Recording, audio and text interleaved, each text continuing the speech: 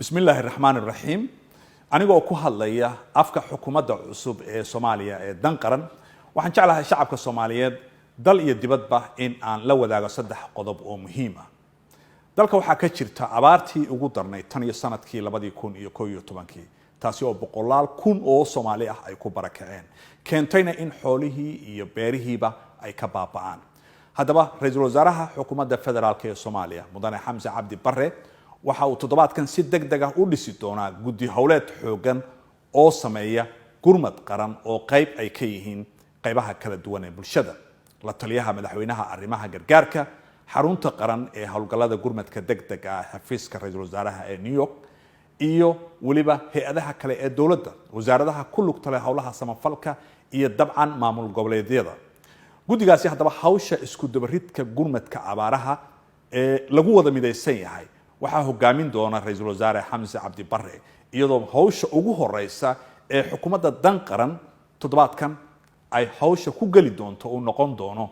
arrinkaasi waxaana dawladdu ay xoog saari doontaa wacyigelin ballaaran oo dhinaca warbaahinta iyo waliba loo isticmaali doono dalka iyo dibaddaba bulshada Soomaaliyeed yar iyo weynba ay qayb ka noqon doonaan taasi oo kor loogu qaadayo wacyiga dadka dhibaatada meesha ay gaarsiisan tahay iyo waliba qaabkii looga jawaabi lahaa abaarta waxaana ka codsanaynaa hay'adaha samafalka iyo shacabka Soomaaliyeed ee waliba gaar ahaan qurbaha ku nool in arintaasi ay il gaar u yeeshaan dawladana ay gacan ku siiyaan sidii dhibaatadaasi looga jawaabi lahaa qodobka labaad ee aan jeclahay inaan faahfaahiyo isna waxa weeye digratadii xalay ka soo baxday xafiiska ra'iisul wasaaraha iyadoo laga duulayo hufnaanta iyo ku dhaqanka shuruucda waddanka u degsan ayaa sidii ku cadeyd warqadaasi xafiiska ra'iisul wasaaraha waxa reeban magacaabis shaqo iyo ka joojin saraakiisha darajooyinka sare haya taasi oo aan waafaqsanayn dastuurka iyo sharciga shaqaalaha ee rayidka ee dawladda mas'uuliyiinta cusub ka hor intaanay marka samayn xil magacaabis ama kala bedel mas'uuliyiin waxa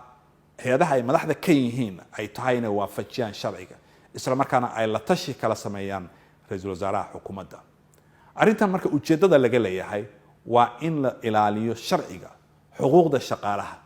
oo iyaga xaq lagu leeyahay iyaguna xaq ay ku leeyihiin dawladda iyo usinaanta shaqada maadaama lagu guda jiro xilli kala guura oo dhammaan wasaaradaha xukuumadda ay yeesheen mas'uuliyiin cusub qodobka ugu dambeeya ee saddexaad ee bulshada Soomaaliyeed aan la wadaagayo waxa weeye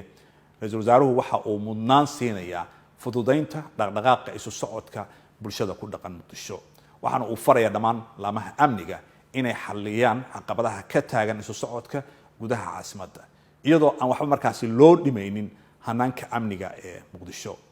maadaama aynu ku guda jirno maalmahan xil wareejintii wasaaradaha kala gedisan ee xukuumadda ra'iisul wasaaruhu marka waxa uu si gaar ah u dareensan yahay dhibaatada ay leedahay jidadka xiran oo dhaqaale ahaan iyo bulsho ahaanba saameyn weyn ku leh dadka maadaama uu yahay aqoon-yahan iyo siyaasi dalka dhinacan aan uga bixin oo caasimadda ku noolaa la soo shaqeeyay maamulka gobolka Banaadir xarumaha waxbarashada hay'adaha kala duwan ee dawladda waxa ka go'an marka in xal waara laga gaaro caqabadaasi jirta ee xirnaanshaha jidadka ugu dambeyntii xukuumadda danqaran waxay diyaar u tahay in fikradaha saliimka ah ee shacabkiina Soomaaliyeed ay dhageysato waxaanan ka shaqayn doonaa qaab shacabka Soomaaliyeed codkooda ay ku soo gaarsiiyaan dawladooda insha Allah maalmaha soo socda